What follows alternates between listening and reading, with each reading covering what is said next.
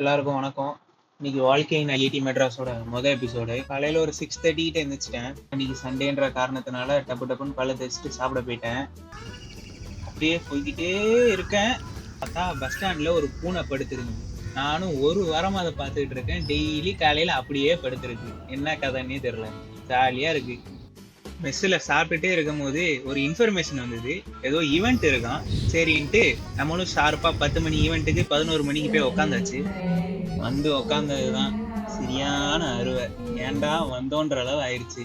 அதான் சைக்கிள் கேப்ல நைஸா எஸ் ஆயிட்டேன்.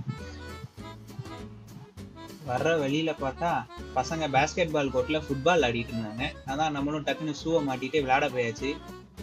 விளாண்டுட்டு இன்னைக்கு என்னடா லஞ்சுன்னு பார்த்தா மஜாவா பிரியாணி போட்டாங்க. அதே மாதிரி இன்னொரு கால் வந்துச்சு. இன்னொரு ஈவெண்ட் ஏதோ நடக்குதான். சரின்ட்டு காலையில பண்ண அதே தப்ப பண்ணேன். உள்ள என்ட்ரியில பார்த்தா பயங்கரமா விதவிதமான கடைகள்லாம் இருந்துச்சு. ஆனா என்கிட்ட தான் காசு இல்லை. சரி அப்படி என்னதான் உள்ள நடக்குதுன்னு உள்ள போய் பார்த்தா எல்லாம் சுத்தி நின்று மாசா ஆடிட்டு இருந்தாங்க. விடுவேன்னா நானு நம்மளும் சீன் போடுறோம் அப்படின்ட்டு பாட்டெல்லாம் கொடுத்துட்டு தில்லா போய் நின்னுட்டேன். பார்த்தா என் நேரம் ஸ்டெப்பு மறந்துருச்சு. ரொம்ப அசிங்கமா போச்சு.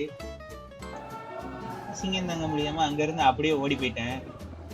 எல்லாம் நல்லா தான் ப்ரோ போயிட்டு இருந்துச்சு. நைட் ஒரு 11 மணி இருக்கும். ஒரே சத்தம். என்னன்னு நீங்களே பாருங்களேன். சரி இவனுங்க இங்கதான் சேட்டை பண்றானுங்கன்ட்டு நான் 5th ஃப்ளோர் பாத்ரூம் போயிட்டு மேல வந்துட்டு இருக்கப்போ மாட்டிக்கிட்டேன். என் ரூம்மேட் வேற வசமான துரோகமா ஒண்ணு போட்டு விட்டுருவான்.